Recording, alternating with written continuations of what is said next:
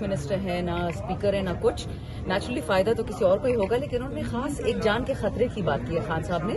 उसको देर तक महदूद रहते हैं, लेकिन मुझे लगता है कि रऊफ हसन साहब, आपकी जो कोर कमेटी है पीटीआई की, जो हमारी एपेक्स कमेटी जिसमें से हमें कोई भी नहीं है, उनको इस पे तज्जिया देना चाहिए। बिल्कुल आप सही फरमा रहे हैं। संजना, आपने एक दफा कहा था कि हम मिलकर बातचीत करने को तैयार हैं हाईकोर्ट के बाहर।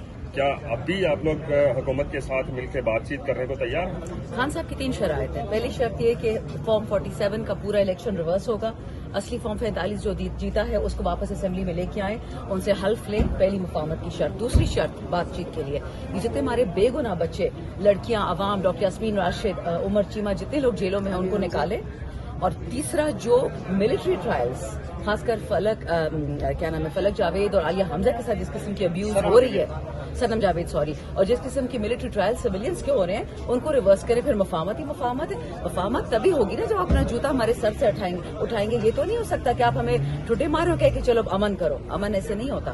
पार्टी के अंदर ये बताइएगा कि रावत ने बयान दिया है, वो उसको तब्दील करने की क्यों मतलब पीटीआई को जरूरत पड़ी है? क्योंकि ये तो सऊदी पे जो उन्होंने दिया है, उन्होंने ट्विटर पे और सऊदी अरब का बराह रास्त उसमें इन्वॉल्वमेंट है। जी देखिए, क्या जरूरत पड़ी है? मरवत साहब ने ट्विटर पे कह दिया है कि मेरी जाती राय है, और हर इंसान को पीटीआई में हो या ना हो, बल्कि खासकर जो पीटीआई में हो, जाती राय का उनको हक है उनकी जाती राय का, तो उनको तो मैं नहीं मना कर सकती। पीटीआई ने उसकी तरदीद कर दी, बस ठीक है। आज जो जॉइंट सेशन में अब क्या रुकावट आ रही है?